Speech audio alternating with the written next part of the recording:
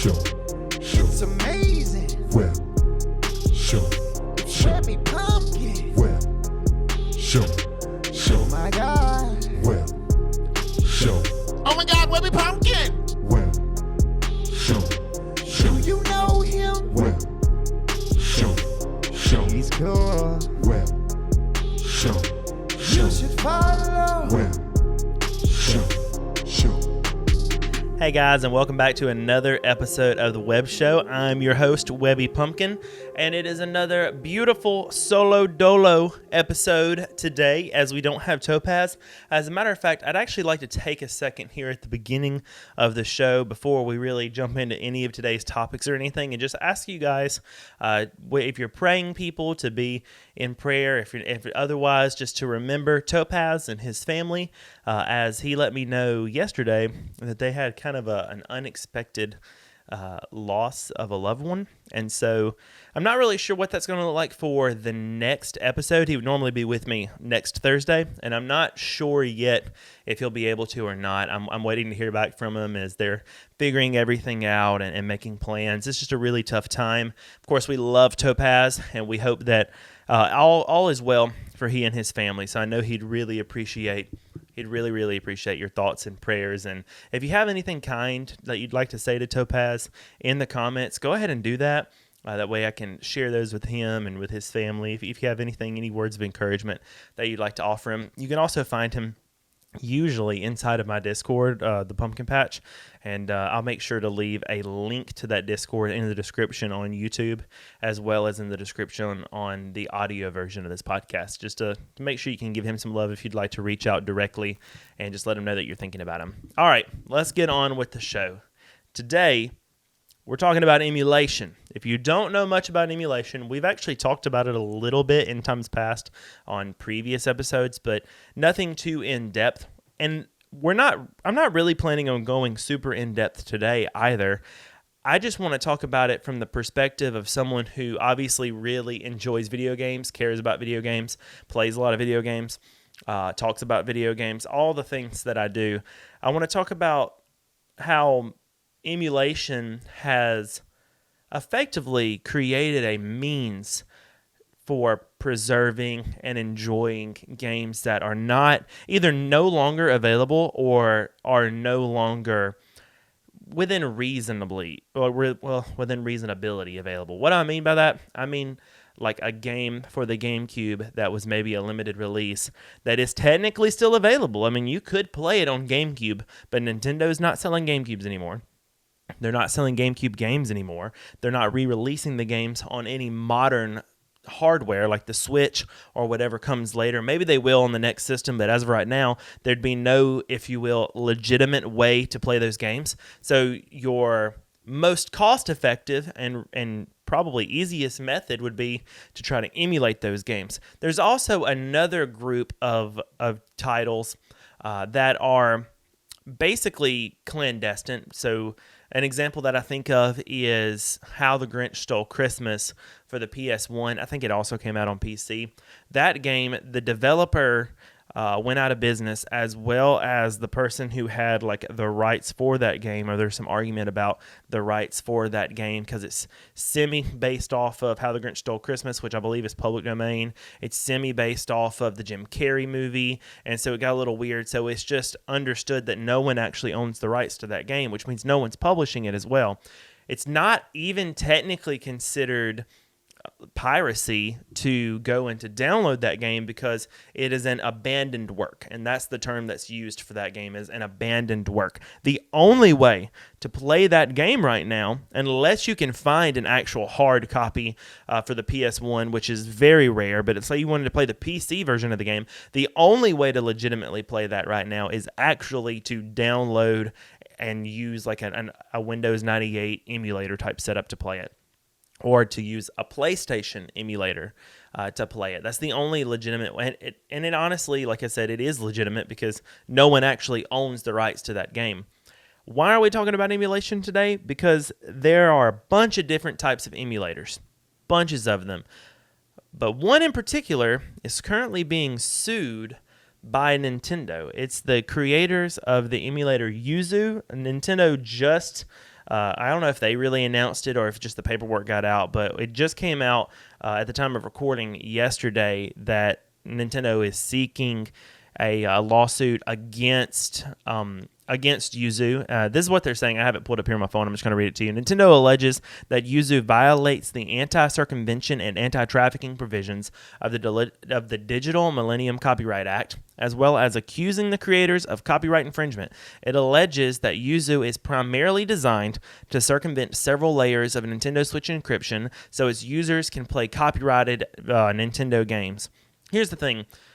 We have this understanding it's kind of a gray area anyway, but we have this understanding when it comes to emulators and in emulating games that emulators typically are completely legal. That is based off of like a over 20-year-old semi-precedent from a case against Sony when people were reverse engineering the PlayStation 1 and they were able to recreate a system by reverse engineering that would be able to play the PlayStation games.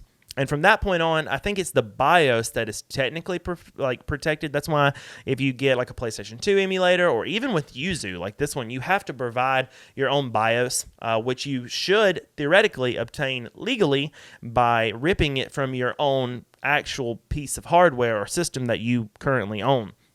That is what allows the emulator to communicate with the game, like a product key or like an authenticator, a certificate, whatever. Insert the correct word depending on the emulator here, and that's what allows the handshake to happen, and everything works fine, and the game believes that it's a legitimate whatever console, and everything works, and that's generally been deemed as, if not legal, acceptable, because the thing about law, at least in the U.S., around emulation it's kind of been this dance. If you guys didn't know, it's been this dance a little bit about don't push too much because don't try to overstep your boundary as an emulator or an emulator developer too much because if you do, the consequences could be pretty astronomical because there's not really a whole lot of precedent. There's not a whole lot of case law that would determine what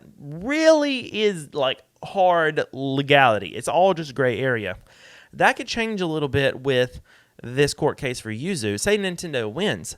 If Nintendo wins, it could set the precedent that emulation, as simply as it goes, that emulation or emulators are illegal. They're bad.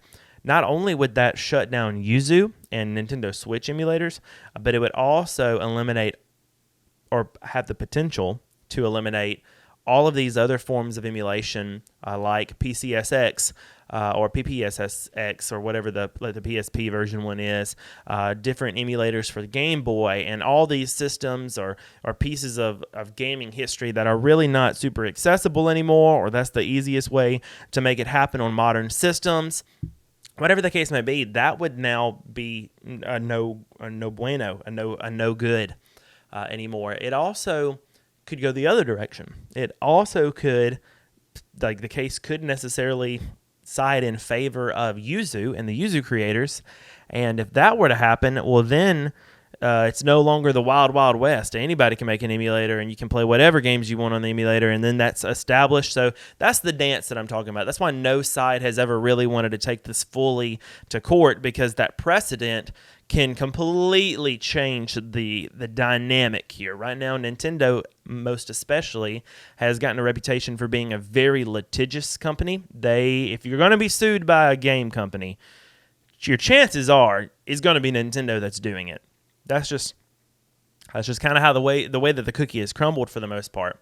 I want to go into a little bit more depth about this particular case, though, because I think it's interesting. I actually do think that I have an opinion on what might happen with Yuzu and in this particular case, but I also want to talk about some other things when it comes to emulating and modding and just in this community after I've gotten the general meat out. I want to have a little bit of a conversation about what all this really might mean for you guys watching at home.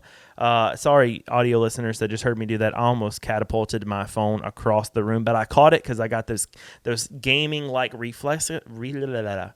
reflexes. I'm not strong with words, but I'm strong with reflexes. That's how it is. But I want to get all this kind of out of the way and then have a little bit of conversation about what this could mean for you guys at home or just for the modern gamer right now. And so this is what it's currently asking for. So Nintendo is not only currently asking courts to stop Yuzu in its tracks with like a permanent injunction, so keep it from going there. It also wants to take away its domain names, URLs, chat rooms, social media presence. Basically, it wants yuzu-emu.org all to be handed over to Nintendo. It even wants them to seize and destroy their hard drives and help wipe out the existence of the emulator entirely. Now, this is an article by The Verge that kind of goes into a little bit of exposition about this, and I think they said it really well, so I'm going to share that here. It says, aren't emulators legal? This is a little bit of what I was saying a second ago.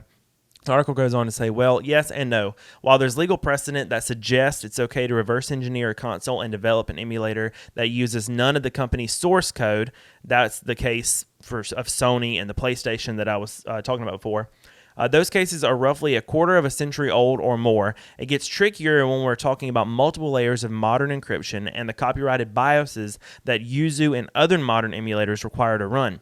The Dolphin emulator for Nintendo Wii and GameCube got in hot water to abandon its plan to launch on Steam when it was revealed that Dolphin ships with Nintendo's Wii's common key to help circumvent the copyright protection on Wii games. Dolphin maintains that including that key is legal, and that I don't think that that's actually gone to any kind of court thing because they ceased. They didn't do Steam. They just pulled out, and that dance we were talking about before, Dolphin, if you don't know, Dolphin was planning on coming to Steam. And Steam basically tattled, like Valve, the owners of Steam, they basically tattled to Nintendo and was like, hey, do you know that this is happening? And Nintendo was like, yeah, you got to quit this. So Valve kind of essentially kicked them off of the platform, and Dolphin was like, this isn't cool, but there's not really any money because if you profit, then that's a different problem. Maybe you are actually infringing on some copyright there. Like you really can't profit on these things. It all has to be kind of a labor of love. And so there's not usually any groups that really would have the financial means to take Nintendo on, this Goliath of a company on in court. And so they're kind of at this weird stalemate. But it looks like when it comes to Yuzu, that's a little bit different. Yuzu, let's see, Nintendo's arguing that Yuzu is knowing. So instead of like them coming after that angle, Nintendo coming after that angle with Yuzu, this is what they're actually arguing. Instead, Nintendo's arguing that Yuzu is knowingly facilitating piracy at a colossal scale. As you see in the full complaint below, Nintendo suggests that Yuzu is facilitating that piracy in a myriad of ways, including providing detailed instructions on how to get it running with unlawful copies of Nintendo Switch games. Testing thousands of official Nintendo Switch games to verify their compatibility, and linking to websites that help users obtain and further distribute the product keys that Nintendo also says the developers have clearly extracted Nintendo Switch games themselves, bypassing encryption in order to test their own emulator. I'm going to go into a little bit of depth about that and talk a little bit about Yuzu and their Patreon and things that they have that I think are really incriminating for Yuzu. So, for example, Yuzu is actually an incorporated company, which is a little weird to see in this space. I don't know why on earth they opted to do that, because I don't think that looks very good for them. But on top of that, they also have a monthly Patreon support that goes into, updating and maintaining the emulator development towards furthering the emulator. Usually, I'm not a member of the Patreon, but usually, a lot of emulators and even like EmuDeck and things like that, they have these Patreon/Discord/ whatever communities to kind of help support, and you can become a part of that Patreon, and normally that gets you like access to the alpha or early betas of builds.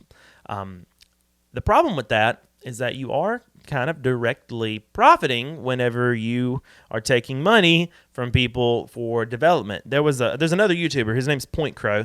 We talked about him before in a previous episode, but basically he got into a little bit of trouble with Nintendo, not, any real court cases or anything. It was DMCA strike or takedowns on modded content that he had made on his YouTube channel around Breath of the Wild, and it was around the same time that Tears of the Kingdom was getting ready to launch. And so it doesn't take too much to theorize that what was happening here is Nintendo was kind of looking and seeing what was out there, getting ready for Tears of the Kingdom to launch, and they saw modded things, and they were like, we don't support modding of our game and anything like that. So they issued DMCA takedowns, which are a big deal for YouTubers. That's different than like a strike. Or sorry, it's a strike, but it's different than like a notice or a claim, a copyright claim. Strikes actually hurt your channel. You get three strikes and you're out. How that normally happens, if something does happen, usually it's an accident, but if something happens and there's multiple instances, a copyright owner will likely usually bundle all of those instances into one report, and they'll issue one copyright strike. And then it's like, you got a certain amount of time before that strike leaves your account as a YouTuber. Nintendo didn't do that. They bundled two, and then they took a separate video and they struck it, giving him 2 strikes, which means that they struck one more. It's really a call to action, like, hey, stop, or we're going to strike one more and you're going to lose your entire channel. It's kind of malicious of Nintendo to do so, as well as doing claims and issuing takedowns for other videos, one of which wasn't even a modded video. It just looked modded based on the thumbnail. And that's definitely what was happening with Point Crow. The real issue he got into, it was all around a multiplayer mod for Breath of the Wild that he had paid someone to develop. And there was the real hook, line, sinker. He paid someone to develop this mod, and then there was money changing hands, and it looked even more incriminating for him, and it got bad. And it seems that what ended up happening is he just decided not to pursue any further legal action, and is just trying to maintain. And he's doing great. Like, best of luck to Point Crow. Go check him out if you want to see some more of his content. Awesome dude. But so these things have happened before. Nintendo will come at you, super litigious, as we were saying. And when it comes to emulators, though, they really are walking this line where we could see something really crazy. So anyway, back to the money emulator. So emulators stand to cause more trouble for Nintendo, and Yuzu especially. Yuzu does have a Patreon, and so they were making money. I heard a report today that they're bringing in somewhere around $30,000 a month, which does not look good, unless maybe they're putting that all over to the side specifically for a court case with Nintendo in case something happened. But the other, I think, big problem for Nintendo as a company right now that comes out of Yuzu is the fact that they're attempting to emulate a current generation system. And Nintendo, I think they actually kind of do have a point in a case here. Let's go back to Tears of the Kingdom. When Tears of the Kingdom was right at the cusp of releasing, already people were putting out warnings on Twitter, on all their social media and everything, blocking words, staying offline, trying to be mindful of what they saw on YouTube and on Twitch, because leaks of the game came out early, and the only way that you could have played one of those leaks is on a hacked Switch or Yuzu emulator. Like you were emulating Switch hardware. Yuzu actually released an update that made it work better with Tears of the Kingdom before Tears of the Kingdom released. That looks really bad when the whole argument being brought against you is you make it easier for people to pirate our games, because in a very specific case right here, that is exactly what Yuzu was being used for. To pirate a game that had yet to be released, and it was spoiling. People were posting screenshots and spoiling it for a lot of people. This is an interesting thing. I'll put this up on the screen whenever I edit this.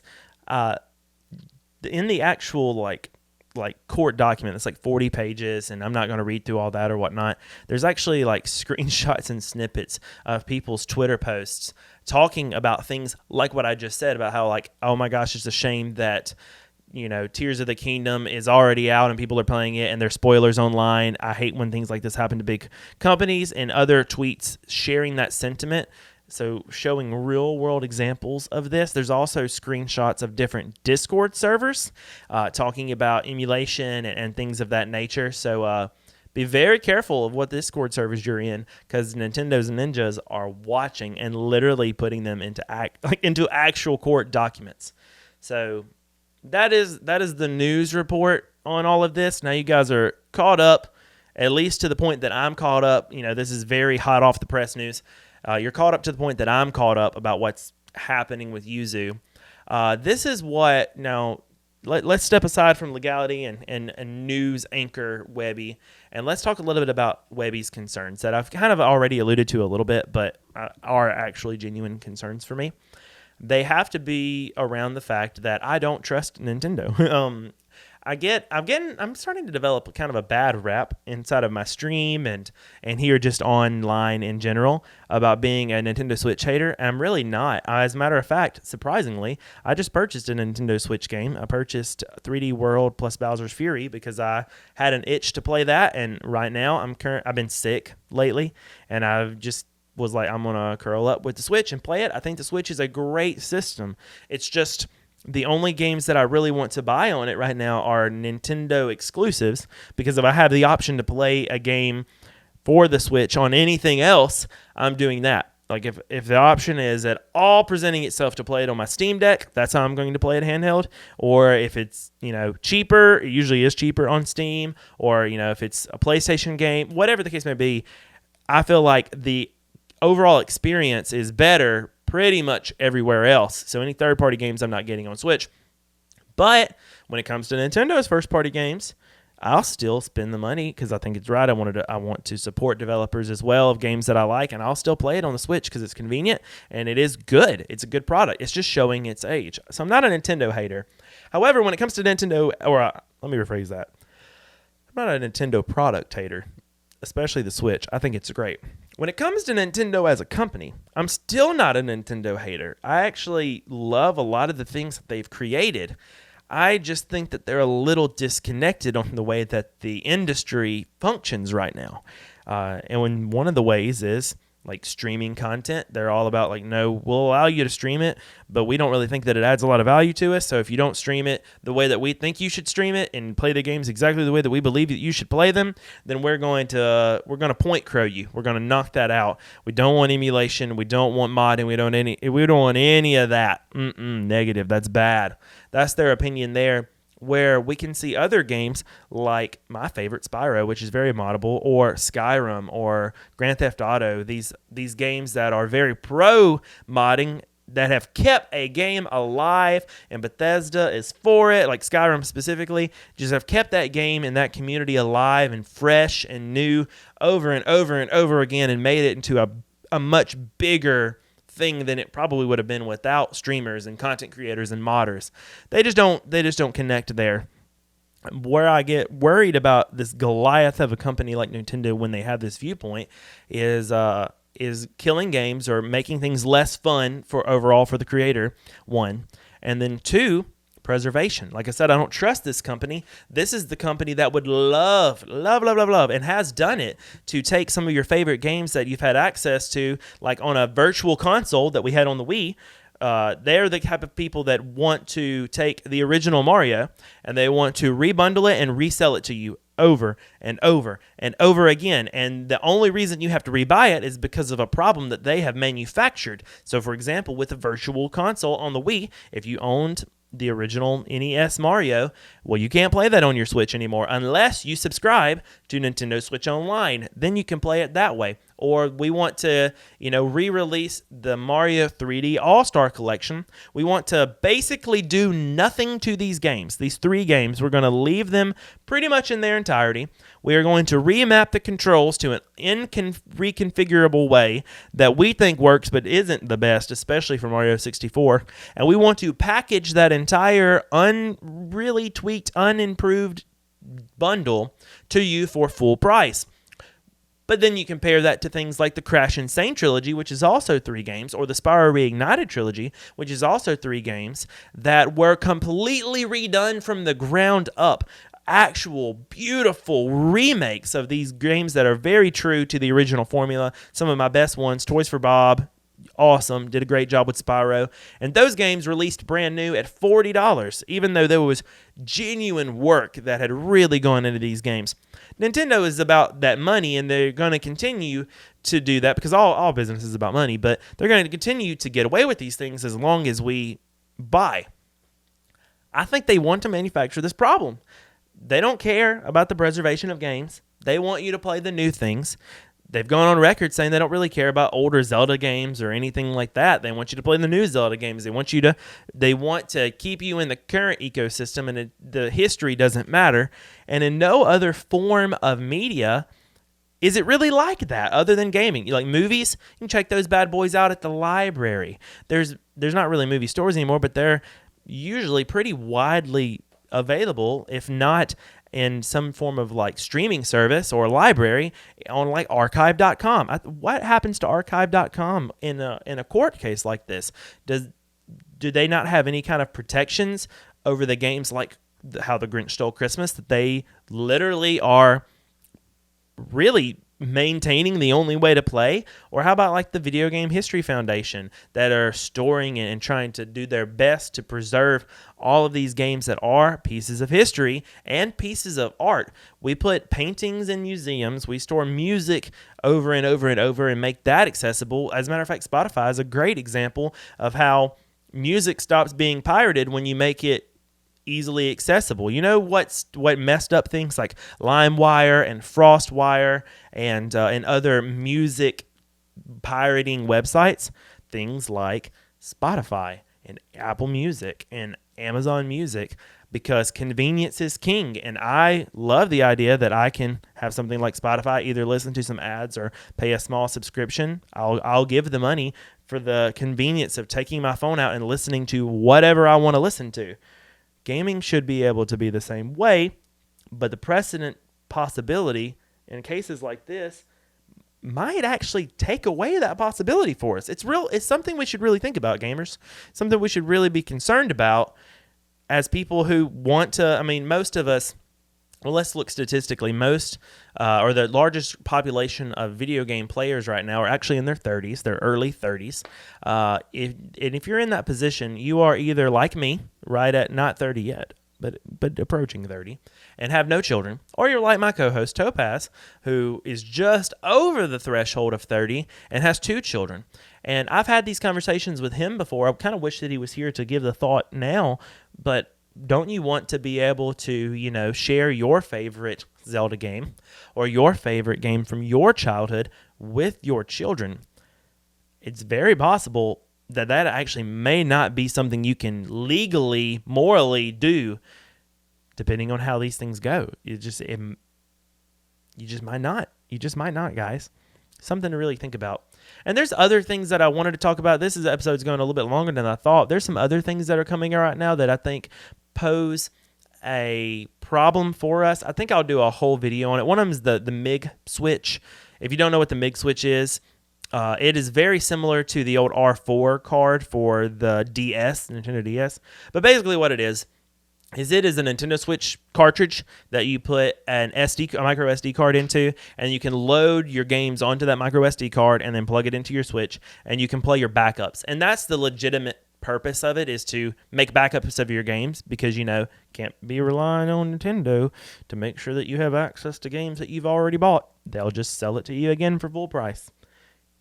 Just the truth of the matter. So it's a great option because any kind of physical media, it does degrade, just like everything.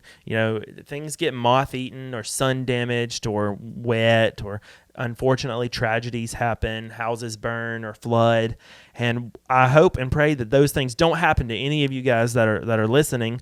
But it makes, that kind of thing would ruin your physical media, your collections. So it makes sense to back them up. Or even if no tragedy happens, just using something over and over and over again creates wear. Like, these are mechanical parts when you're talking cartridges, and it does create wear. So it makes sense to back up or use a backup to preserve the the actual copy and use the duplicate. We used to do this with CDs all the time. If I got a CD that I loved, or like a deluxe collector's edition when I collected CDs, I would take the first thing I would do, I kid you not, I would go home, I would rip it to my computer, because that is where I kept all of my music, so I could just play it in my room off of my computer. I had playlists and everything. But then if I really loved like a CD or a packaging, I would immediately burn that entire CD in the same order, like it's just an exact carbon copy of the original disc, to a blank, and then that's what I would keep in my car. You know why? Because my friends didn't give two hoots about my stuff, and they was in danger. If I had a buddy, I love him,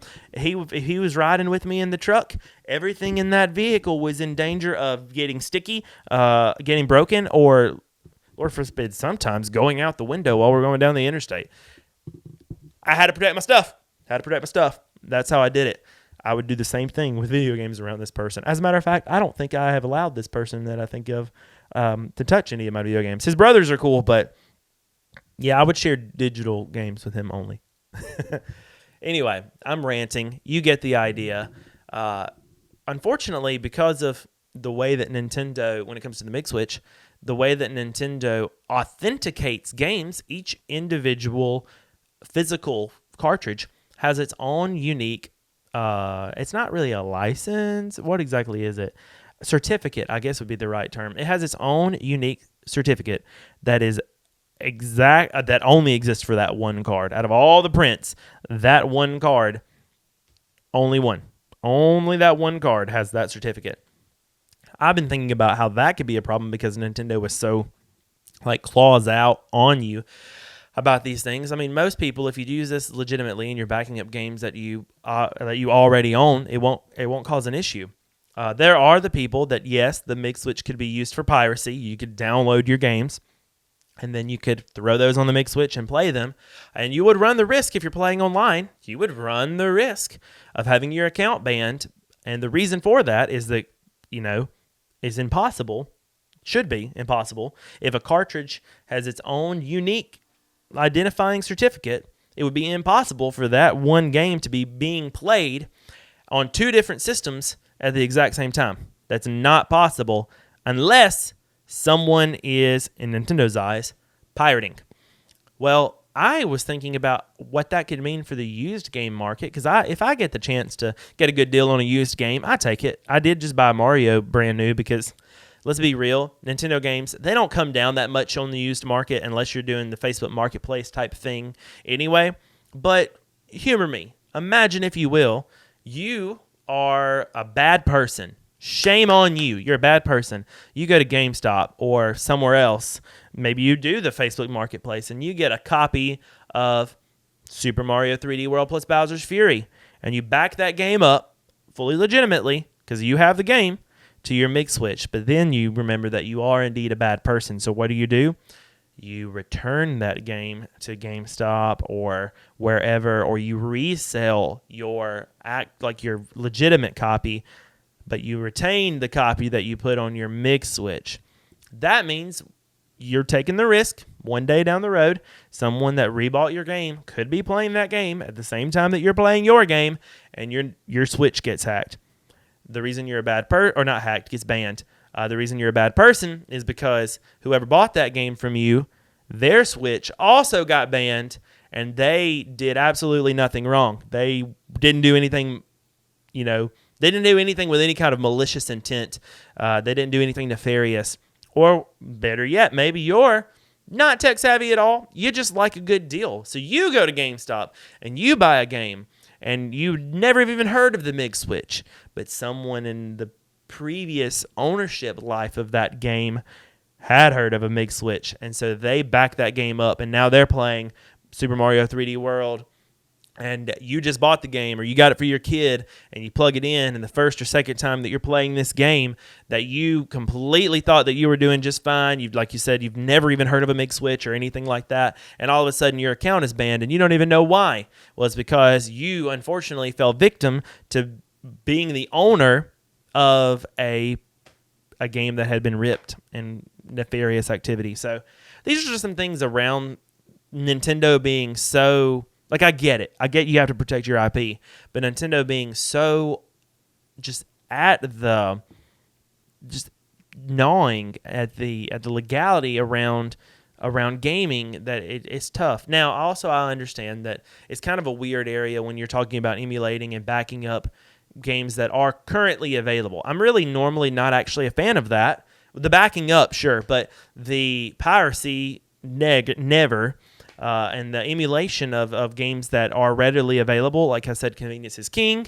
If given the option, I'm just gonna play the games legitimately on my Switch. Or if there's an older game that I want to play, I'm either going to legitimately play the games, through Nintendo Switch Online, or I'm going to play them legitimately in another way. Like, for example, if the way that you can currently play, let's say, Majora's Mask or Ocarina of Time, is probably through Nintendo Switch Online expansion pack on the Switch. That's the most mainstream, legitimate way that you can play the game.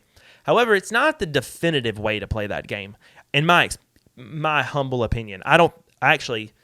Probably a lot of people's opinion, that's not the best way to play that game. There's maybe a little bit of argument after that about what might be the best way to play the game, whether or not it's on an actual Nintendo 64, whether or not it's emulated in some other way, or what I think is actually the truth is playing it on the Nintendo 3DS, the 3DS version of those games. I think that's the definitive way to play it. I don't like the N64 controller, and so I think the reworking of that controller onto the 3DS body with the touchscreen just made it so much better. And I actually put Majora's Mask in the hand of Topaz, who started playing the game on his Switch, and I was like, here, check this out on the 3DS, and he was like, oh, and he actually started the game over and played my save on the 3DS because he enjoyed that version of the game so much better. Still legitimately done. I played it on actual 3DS, but it's hard to find those games, especially now that the Nintendo 3DS stores are gone. 3DS store and the Wii U shop, they're closed. So what if now you didn't even know that the 3DS version of that game existed? You're learning that right now for the first time under the sound of my voice, and you want to check it out. But then you go on eBay and you realize that since the 3DS store closed, that Ocarina of Time 3D is, I don't know, I'm making this number up. I don't know how much it is. Maybe it's $110. You don't have $110 to spend on a game that came out, 14 years ago. Well, older than that, if you take into consideration the N64 version of it, it's cost prohibitive. Well, there are ways that you could still play it on a 3DS that would maybe be a little nefarious, a little piratey-like, but everyone has to, be their own judge of character there on the morality of that. Yes, it would technically be pirating, but there's not a legitimate way to actually obtain that game. So is it illegal? Yes. Would it be morally wrong? You'd have to decide for yourself. A lot of people, I think, would find it somewhere around the line of morally neutral. I don't know. I'm rambling a little bit there. But it is nice to be able to even have the conversation because it's, at least in some ways, it's an option. It's a thought. It's a thought to have, and I think it's worth having. That was the only thing that I have for today in this episode of the podcast. Thank you guys so much for liking and commenting and subscribing over on YouTube. For our audio listeners, thank you for listening, liking, and rating us 5 stars everywhere that you listen. I really appreciate that. Guys, the number one way that you can support this podcast is legitimately by listening to it and listening to it all the way to the end, like keeping that retention up. Sharing it with a friend. Number 2, ready? Share it with someone that you think is interested in emulation, or maybe has been talking about emulation, or maybe they don't even know what emulation is, but they like retro games, or they like being in the know about things that are happening in the gaming world. Hey, this is a great episode to share with them. It's real laid back. I did one camera angle for our video listeners. Like it's super chill, super chill episode this time around. Would love for you to share it with those friends. And guys, hey, we have different memberships here on YouTube. If you are an official pumpkin or higher, that's the middle tier or higher, you actually get a bonus episode after or at the same time as this one airs. It's available right now for everybody that's listening right now. Today's bonus episode is available, as well as the bonus episodes for every previous episode of season 4 also. Would love for you to check that out. And yeah, it's there for you guys just to enjoy and to laugh with us. Those are a lot less scripted and really fun. I'm going to just ramble in this next one about whatever I feel like rambling about, and normally we have a pretty good time with it. So that's kind of what you can expect there. Would love to hang out with you guys over there. Also, you can catch me live pretty much every Tuesday, Thursday, Friday. I've been sick, so sorry, for the weird schedule lately, but I feel rumblies in my tumblies, but I feel overall better. It's been waves. I plan to be back again tonight. If you're watching this the day it comes out, I plan to be back tonight, Thursday, at 7 p.m. Eastern Time, twitch.tv/WebbyPumpkin. Going to be playing some Fortnite. I've been grinding Fortnite ranked for the very first time ever. I've never done it before, and I'm currently Diamond 2. So, am I good at it? No, not really, but I am entertaining. I promise you that you will either laugh or cringe, sometimes at the same time. If you want to see how that's possible, check it out. Also, I have an amazing new guy that's kind of compiling some of that into short form to share with you guys here on the channel. So keep an eye out for some shorts. And he's brand new, but really, really appreciate him and taking this challenge and taking this opportunity to learn how to edit and how to share as well. So yeah, that's everything that's going on in the Webby-verse. Thank you guys so much, and we will check you out in the next episode of the Webb Show next Thursday, same time, same place. See you there. Oh, Topaz will be upset if I didn't say Webb's out. See you guys. I want to tell you a story about a time when you watched Webby, like on the Webb Show, your favorite podcast near and far here on the Webb Show. You know you listen in your car, you love the Webb Show. You love the Webb Show with Webby.